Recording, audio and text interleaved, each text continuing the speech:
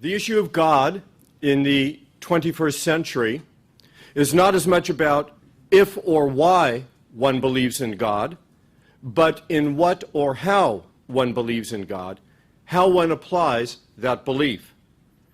What makes the discussion about God in the 21st century CE so exciting and important is that the notion that has been with us for about 4,000 years, that God is one, has profound implications for humanity and our understanding of religion. When I was asked to speak, I must admit that I was puzzled because for those of us for whom God is a real and personal God, there's no difference between God now and God in the first century or in no century. But of course the Western idea of God has changed up to a point.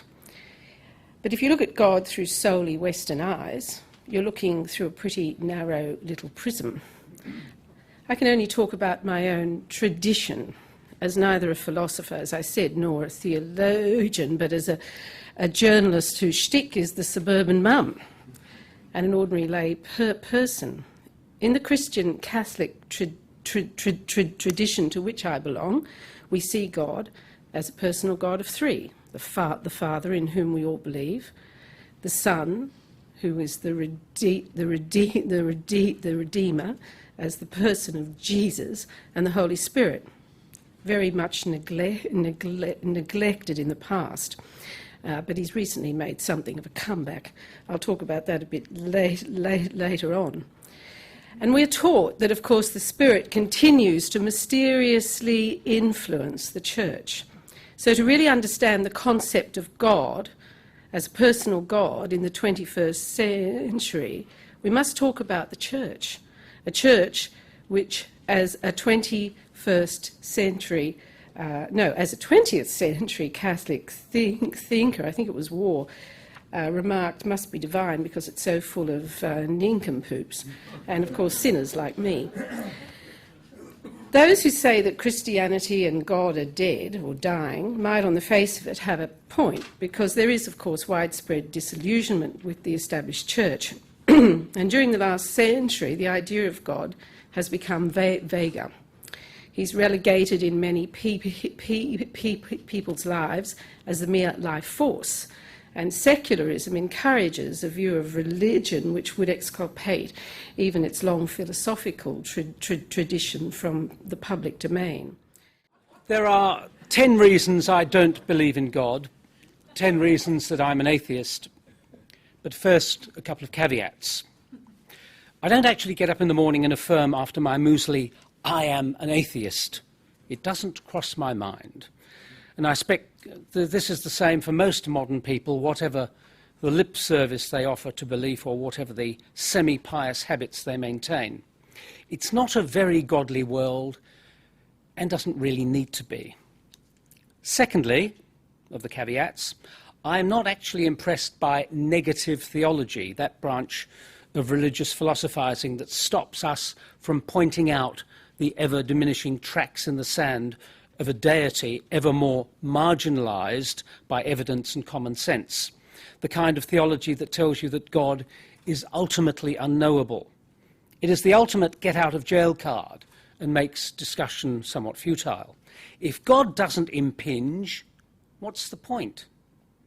Finally, you can never ultimately, and here I agree, disprove God's existence. There is always the element of uncertainty that makes all knowledge conditional. But you can make a case, I suggest, that God is irrelevant. That is my own atheistic approach. But it never demands that others fall into step with me or anyone else. Believe what you will, but do not impose your religious rules on others, or above all, stop the fun. So throughout much of the 20th century, many commentators asked to speculate on the role of God in the 21st century would probably have predicted that he, and let's refer to God as he for the moment, although I realise that's contentious, that he would be in retreat. By the retreat from God, I'm not suggesting that anyone had much expectation that society would become dominated by atheism, although it did and does seem to be becoming much more widespread. I mean that God was seen as having less and less of a role to play in public life, let alone in international relations. God would be confined to the home and to defined and limited religious spaces.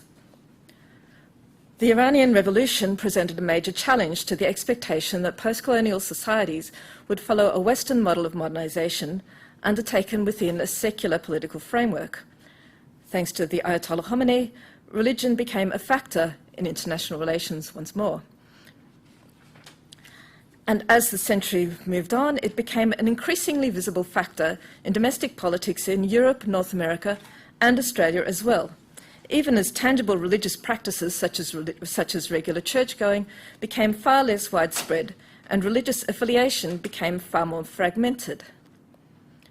Of course, religion and religious conflict were not a new element in Australian or North American or European societies. The Catholic-Protestant divide had been a highly contentious factor in Australian politics and particularly, of course, within the ALP. The re-entry of God into public discourse was triggered, however, by the arrival of new players on the scene, new and unfamiliar religious communities whose members did not necessarily stick to the familiar script and the established religious space. And Muslim communities have, of course, been the most headline-grabbing of these new players.